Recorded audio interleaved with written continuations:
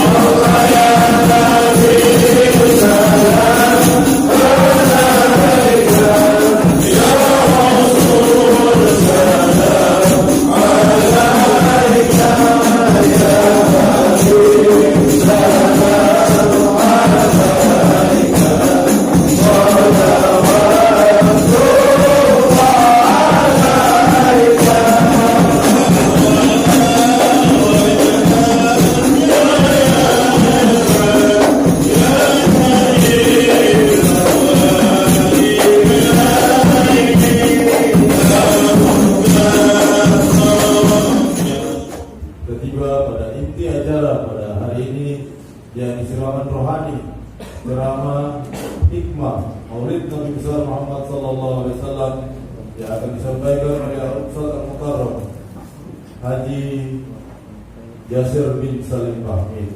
Silakan.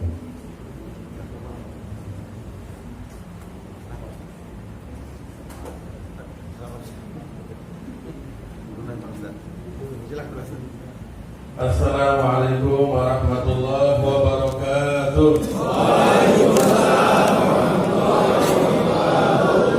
Alhamdulillah, alhamdulillahil qawi sultanuh, al-wadihi burhanuh, al-mafsudi fil wujudi karamuhu wa ihsanuh. Ashhadu an la ilaha illallah wahdahu la syarika lah, wa ashhadu anna Muhammadan abduhu wa rasuluhu alladzi la nabiyya ba'dah.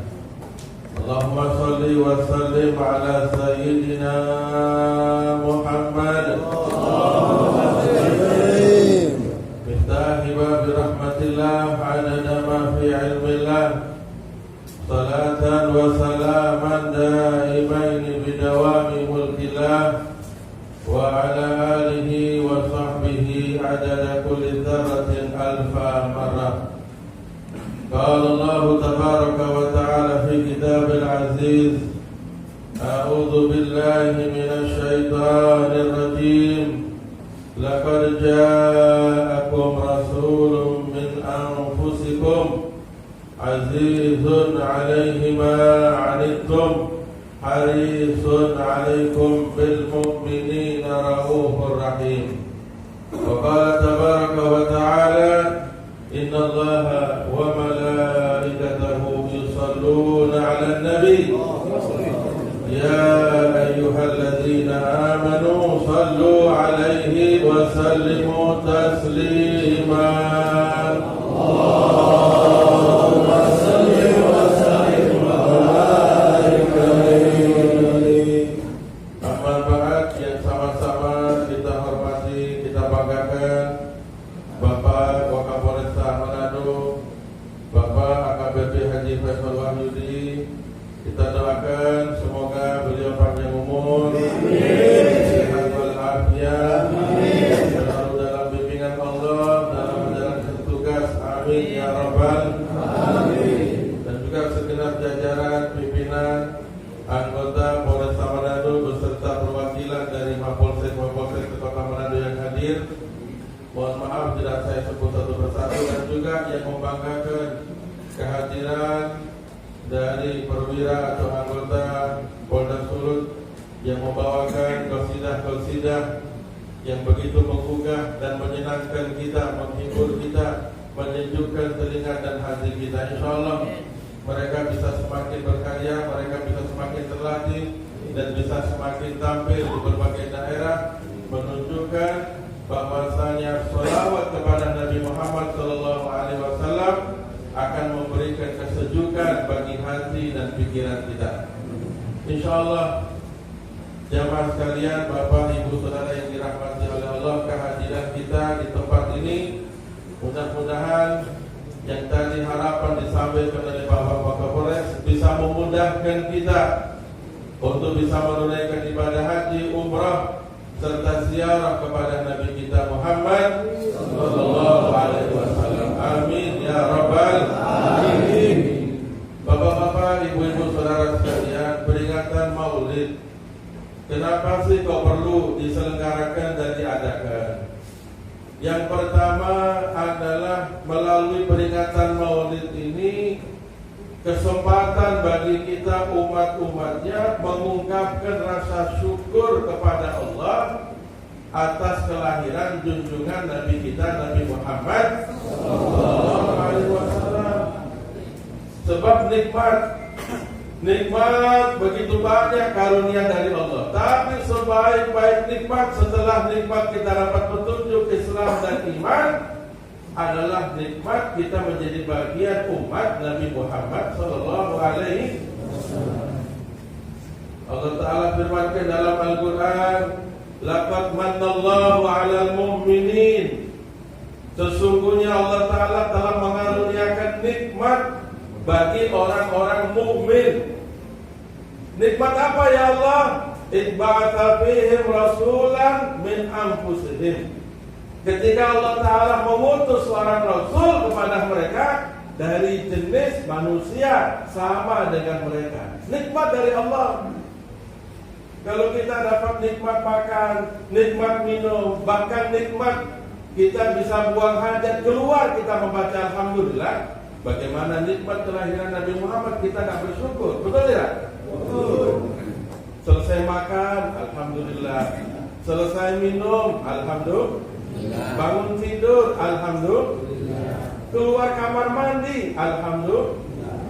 Nikmat kita dapati, kita syukuri. Kenapa lalu giliran nikmat terbesar, nikmat yang begitu berharga, kita gak mau bersyukur? Jadi melalui peringatan Maulid Nabi ini, kita mengungkapkan rasa syukur kita kepada Allah Subhanahu wa Ta'ala. Nabi ketika beliau ditanya, kenapa sih kalau setiap hari Senin beliau itu puasa? Su'ilan Nabi sallallahu alaihi wasallam an siyami yaumil itsnain.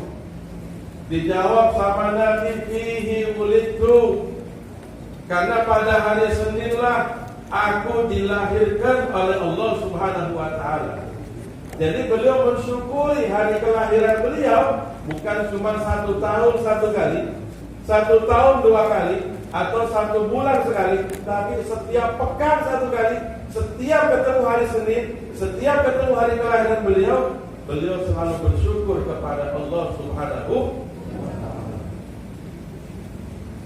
Kalau kita boleh jadi dituntut 1 tahun, 2 kali, 3 kali, 4 kali, atau setiap pekan, boleh jadi gak bakal mampu. Tapi paling tidak, ayo adakan peringatan Maulid, ungkapkan rasa syukur kepada beliau, walaupun hanya sekedar di bulan ketika Nabi kita Muhammad SAW dilahirkan. Jadi yang pertama perlu kita catat, peringatan Maulid ini ungkapan rasa syukur kita kepada Allah. Berarti peringatan Maulid ini merupakan satu hal yang sangat dianjurkan, bahkan bisa-bisa menjadi wajib. Kenapa? Syukur sama Allah. Yang kedua,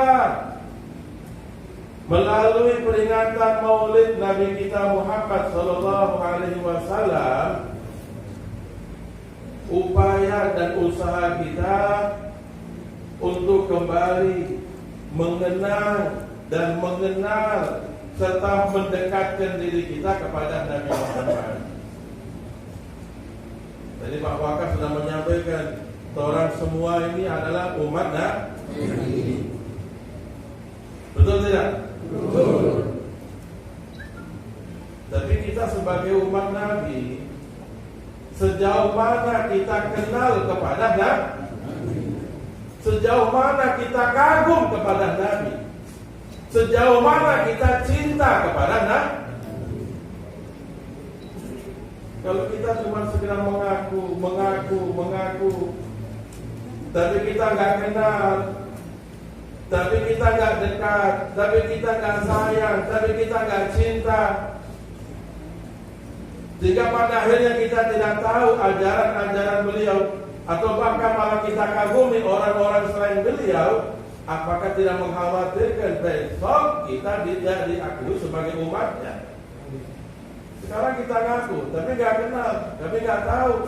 Besok, apa nggak khawatir? Nggak diakui sebagai umatnya? Apakah ada yang tidak diakui sebagai umat? Banyak. Nabi mengatakan sebagai contoh, laisa minna, tidak termasuk golonganku, man lam yarham saghirana, yang tidak mengasihani orang-orang yang lebih muda, walam yuwaqqir haqqa kabirina, tidak menghargai hak-hak orang yang lebih tua darinya. Itu ajaran Nabi. Nabi sampai mempertegas kalau tidak melakukan itu, tidak memiliki sifat dan sikap seperti itu, laisa minna, tidak termasuk golonganku. Kalau tidak termasuk golongan Nabi, tidak termasuk umat Nabi. Pak, kalau kita nggak diakui sama artis sebagai idolanya, nggak ada masalah. Betul tidak? Saya idolamu, oh bukan, nggak diakui, bukan. Saya nggak ngakui kamu sebagai idola, nggak ngefek. Betul tidak? Mau diakui atau nggak diakui, tidak ada merugikan dan menguntungkan kita. Pemain bola yang kita idolakan, besok di padang mahsyar kita datang kepada mereka, boleh jadi baku dapat orang. Saya nggak mau sebut namanya, saya juga kurang hafal mereka punya nama-nama. Baku dapat, dulu pertandingan kamu selalu saya lihat, selalu saya tonton. Mau jam 2 siang kah, jam 2 malam kah, sampai saya bergadang, saya nggak tidur, saya tonton pertandingan bola kamu karena saya idola dan cinta kepada. Oh enggak, saya nggak ngakui kamu sebagai idola. Ya nggak ngefek juga, tidak ada pengaruh juga. Betul ya? Betul. Tapi kalau sampai besok datang ingin berjumpa dan sampai saatnya berjumpa kepada Nabi lalu nggak diakui, musibah begitu besar. Apalagi besok itu kan, kalau kita baca informasi yang disampaikan dalam firman Allah surat Abasa tentang bagaimana keadaan ketika manusia dikumpulkan di padang mahsyar. Matahari diciptakan sama Allah, tapi tidak sejauh seperti sekarang ini, didekatkan sedekat-dekatnya. Dari orang menyebut cuma sejengkal dari kepala manusia, dekat sekali. Ini saja jauh seperti ini kita nggak kuat panasnya. Orang-orang yang dikumpulkan di padang mahsyar pada panik, pada kebingungan, lari ke sana, lari ke sini, bingung. Cari apa? Cari siapa kira-kira yang bisa membantu, menolong untuk menyelamatkan, melindungi dan mempercepat dia untuk meninggalkan padang mahsyar. Gak kuat terhadap keadaan padang mahsyar. Dalam riwayat disebutkan orang-orang kepanasan. Ada juga yang tidak kepanasan karena mendapatkan naungan perlindungan dari Allah.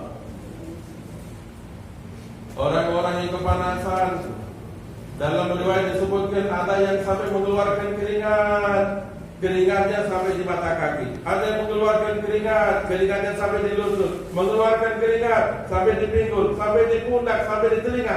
Bahkan ada orang yang tenggelam dengan keringatnya sendiri. Na'udzubillah min.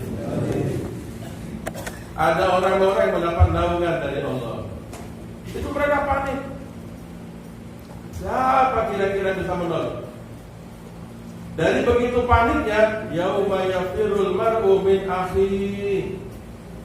Pada hari itu mereka lari dari saudaranya sendiri. Kakak dan adik satu dengan yang lain lari, menghindar, bersembunyi. Wa ummihi wa abihi, lari dari ibunya, lari dari bapaknya. Wa sahibati wa bani, lari dari teman-teman dan dari anak-anaknya. Jadi ayah ketemu anak lari, anak ketemu ayahnya lari, ibu ketemu anak lari, anak ketemu ibu lari. Merasa masing-masing mereka banyak kurang. Masing-masing mereka sibuk mengurus diri mereka sendiri. Likulli imri'in minhum yawma idzin sya'nun yughni. Pada hari itu mereka semua sibuk mengurus diri mereka masing-masing. Sampai akhirnya mereka pergi kepada Nabi Adam. Ya Adam, anta abuna, wahai Nabi Adam, engkau adalah kakek moyang kami, engkau adalah ayah kami, engkau adalah leluhur kami. Isma' lana indallah, mintakan syafaat kepada Allah supaya kami itu cepat lolos dari mahsyar. Jawaban Nabi Adam, la amlikul yawm illa nafsi. Hari ini, saat ini, aku tidak berkuasa kecuali aku mengurus saya punya diri sendiri. idhab ila ghairi, pergi kepada selainku. Nafsi, nafsi. Pergi kepada Nabi Hud, Nabi Nuh, Nabi Saleh, Nabi Musa, Rasul mereka datangi, jawabannya sama. Sampai mereka berjumpa dengan Nabi Muhammad sallallahu alaihi wasallam. Nabi Muhammad tidak lari. Nabi Muhammad tidak bersembunyi. Jawaban Nabi Muhammad tidak sama dengan jawaban yang lain. Nafsi, nafsi, aku urusan punya diri. Nabi Muhammad menjawab, ana laha, aku akan memperjuangkan syafaat untuk kalian di hadapan Allah. Allahumma shalli ala Muhammad. Nah, kalau sampai dalam kondisi semacam itu, lalu ada orang-orang yang tidak sampai sempat jumpa dengan Nabi, atau jumpa tapi nggak masuk golongan Nabi, tidak diakui oleh Nabi, rugi tidak? Mendapat syafaat Nabi Muhammad SAW, sekian banyak orang lolos daripada padang mahsyar, masuk ke dalam surga tanpa hisab. Karena mereka sudah bertahan.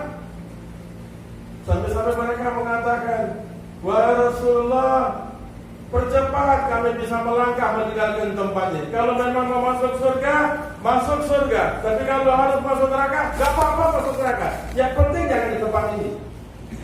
Bayangkan paniknya mereka. Dipikir mahsyar lebih ringan daripada neraka. Padahal mahsyar belum apa-apanya dibanding neraka jahanam. Na'udzubillah min. Panasnya neraka itu dirasakan 500 tahun perjalanan. Jadi orang belum masuk neraka, baru 500 perjalanan menuju neraka udah terasa ada suhu panas. Panas seperti apa? Kalau jatuh, dia punya percikan api ke dunia, satu gunung di dunia ini dan isinya semuanya meleleh habis.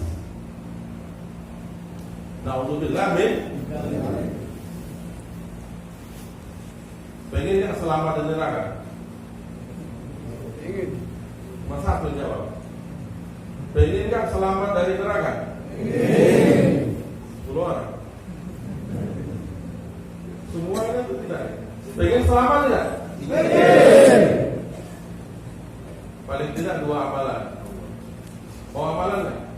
Oh. Sampai amalan-amalan yang begitu banyak, kalau bisa istiqomahkan amal kedua ini. Nabi janji kalau mengamalkan ini, insya Allah selamat dari neraka.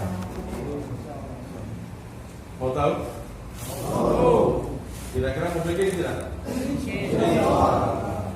Yang pertama saya yakin semua boleh bikin. Yang pertama ini saya yakin, karena gampang sekali.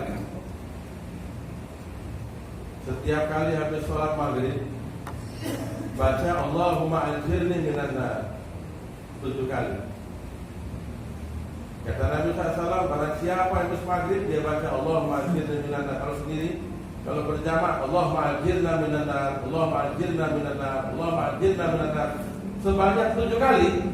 Lalu datang ajal malam itu dia meninggal, tidaklah dia meninggal kecuali sudah dibebaskan dan dijauhkan daripada neraka jahanam. Baca juga habis subuh. Kata Nabi SAW, barang siapa membaca setelah salat subuh Allahumma ajirna minan nar, Allahumma ajirna minan nar 7 kali, datang ajal di hari itu, tidaklah dia meninggal dunia kecuali sudah dijauhkan dengan neraka jahanam. Kira-kira boleh bikin tidak? Kan orang ingin tahu kapan mau pergi. Betul tidak? Ada yang tahu kapan mau berangkat? Hah? Berpikirakan sudah mau pergi, ternyata nggak pergi. Lebih baik tua bilang, kita pikir kan langsung mati, jangan kabar. Masih panjang umur. Yang dipikir sudah mau mati, nggak mati. Yang nggak dipikir, yang diduga mau mati, ternyata mati. Namanya ajal. Makanya hari-hari amalkan itu. Ya, Pak, gampang. Kalau insya Allah mengamalkan itu, pasti dia akan sholat maghrib, pasti dia akan sholat subuh. Kecuali bagi perempuan yang berhalangan, haram dia sholat, baca juga tetap, walaupun nggak sholat, namanya doa, namanya zikir boleh. Jadi kesempatan juga saya sampaikan ada perempuan-perempuan, bukan berarti sholat tidak boleh, sholat tidak boleh karena halangan datang bulan, puasa nggak boleh, ke masjid nggak boleh, baca Quran nggak boleh. Bukan berarti lalu semuanya ditinggalkan. Jadi sholat enggak, ini enggak, tapi zikir boleh, doa boleh, tetap amalkan supaya tetap ada hubungan antara dia dengan Tuhannya Allah Subhanahu wa Ta'ala. Kalau enggak semuanya ditinggalkan, akhirnya setan bagaikan kesurupan masuk jin. Jelas? Tadi bacaan apa tadi? Kalau baca sendiri, Allahumma ajirni. Kalau baca bersama-sama, Allahumma ajirna. Artinya apa? Ya Allah, jauhkan aku, ajirni minan nar, dari neraka. Allahumma ajirni minan nar. Ya Allah, jauhkan aku. Allahumma ajirna, jauhkan kami minan nar, daripada neraka jahanam. Berapa kali baca? Tadi pagi so baca. Mari baca. Allahumma ajirna minan nar, Allahumma ajirna minan nar, Allahumma ajirna minan nar, Allahumma ajirna minan nar, Allahumma ajirna minan nar, Allahumma ajirna minan nar, Allahumma ajirna minan nar. Enggak sampai 1 menit selesai. Yang penting orang yakin, orang sungguh-sungguh, insya Allah dijauhkan daripada azab neraka. Yang kedua, amalan yang kedua, ya kalau yang biasa, insya Allah bisa. Tapi gampang juga sebenarnya. Setiap sebelum sholat zuhur, kerjakan sholat sunnah qabliyah zuhur 4 rakaat. Berapa rakaat? 4. Setelah sholat zuhur, kerjakan sholat sunnah ba'diyah zuhur 4 rakaat. Kalau yang qabliyah zuhur, yang sebelum zuhur, lebih utama dikerjakan dengan 1 salam, 4 rakaat 1 salam. Tapi kalau yang ba'diyah zuhur, lebih utama 4 rakaat dengan 2. Jelas? Tapi kalau mau dikerjakan 2 rakaat salam boleh. Tapi kalau lebih utama seperti itu. Nabi SAW beliau bersabda, man hafadha, barang siapa yang menjaga, selalu mengerjakan arba'an qabla zuhur wa arba'an ba'da zuhur, haramallahu jasadahu 'alan nar. Barang siapa yang selalu mengerjakan sholat sunnah 4 rakaat sebelum zuhur, 4 rakaat, setelah sholat zuhur 4 rakaat, Allah Ta'ala bakal mengharamkan dia punya jasad, dia punya badan disentuh api neraka. Alhamdulillah. Kira-kira Nabi sayang gak sama kita? Sayang. Kasih amalan-amalan. Jelas? Dikasih solusi, dikasih kemudahan-kemudahan. Alhamdulillah. Makanya kalau sampai ada yang tetap masuk, ya berarti sudah salah sendiri. Jelas? Itu dari begitu dahsyatnya mahsyar sampai mereka mengatakan, kalau memang harus masuk neraka, gak apa-apa. Yang penting jangan di tempat ini. Dipikir neraka lebih ringan. Padahal neraka yang paling dingin, apinya bukan api, percikannya itu diletakkan di dunia ini, di bumi, meleleh semua. Orang-orang yang pada saat itu bertemu dan berkumpul dengan Nabi Muhammad, mereka itulah yang sangat beruntung. Makanya dengan peringatan Maulid ini kan kita kembali mengingatkan, mengenal, menyebut yang sekiranya dengan peringatan Maulid ini kita punya kekaguman semakin bertambah kepada Nabi. Kecintaan kita semakin bertambah kepada Nabi. Kalau sudah seperti itu, keteladanan kita dalam kehidupan sehari-hari akan mudah meniru, mencontoh kebiasaan yang diajarkan oleh Nabi kita Muhammad sallallahu alaihi wasallam. Salatullah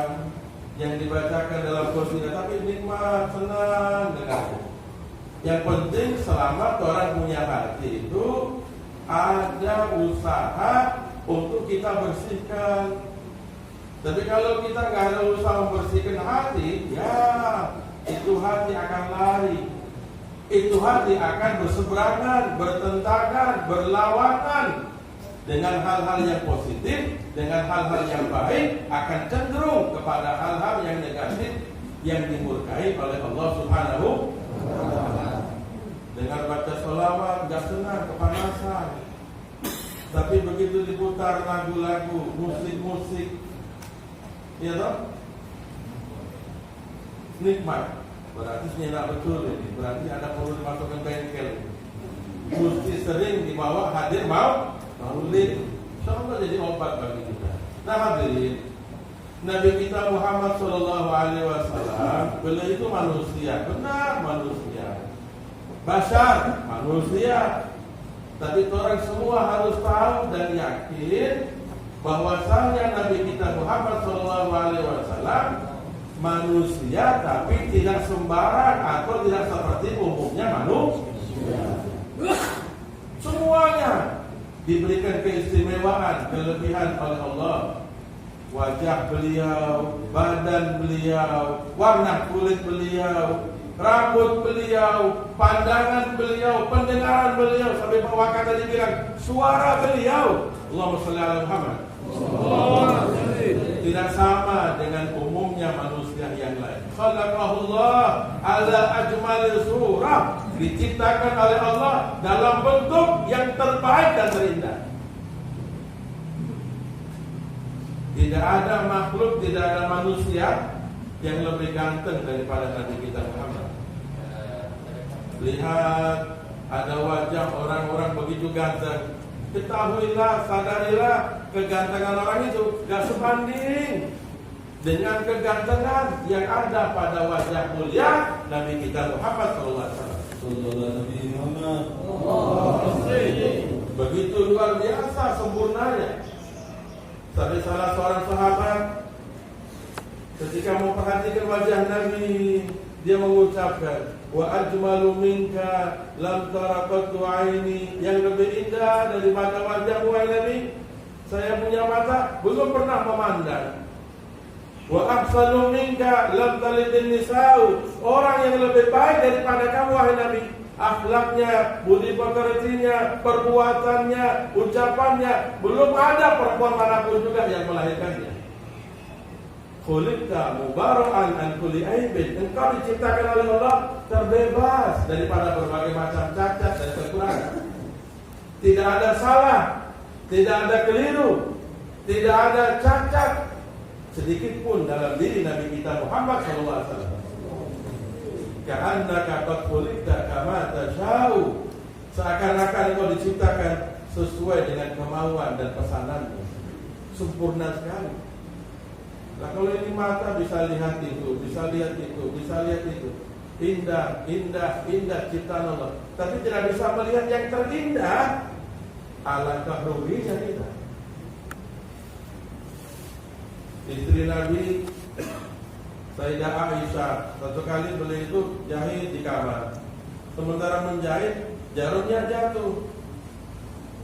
Jarum jatuh, lampu yang digunakan padam, cari-cari jarum yang jatuh gak akan boleh. Tahu-tahu datang cahaya begitu terang, langsung kelihatan jarum di mana jatuh dan diambil itu jarum. Begitu sudah dapat itu jarum, terpikir dari mana nih cahaya? Lampu saya sudah mati. Menoleh ke belakang, ternyata cahaya itu bersumber dari wajah Nabi kita Muhammad Sallallahu Alaihi Wasallam. Nabi Muhammad itu jalan bercahaya. Dari begitu dahsyat cahaya beliau, matahari nggak berani mau langsungnya terang mana, awan melek. Nabi Muhammad jalan, sehingga tidak ada bayangan. Kalau Nabi jalan nggak ada bayangan, karena cahaya nggak ada bayangan. Sumber cahaya beliau, bagaimana cahaya makhluk yang lain akan menyinari dan menyetrong. Sehingga sahabat mengatakan, aku perhatikan Nabi ketika jalan, aku khawatir menginjak bayangan beliau, tapi ternyata nggak ada bayangan. Allahumma shalli ala Muhammad. Sumber cahaya, bagaimana bisa menimbulkan bayangan? Satu kali ada orang datang kepada Nabi melaporkan, wahai Rasulullah, saya berhasil dakwah di kampung saya. Nabi begitu singkat cerita, Nabi begitu senang. Pulang malam, kata Nabi SAW, kamu bawa ini tongkat, kamu bawa ini kayu. Ya Rasulullah, gelap. Ini kayu ini akan bercahaya ketika kamu jalan di tempat yang gelap. Keluar cahaya. Disentuh oleh Nabi kita Muhammad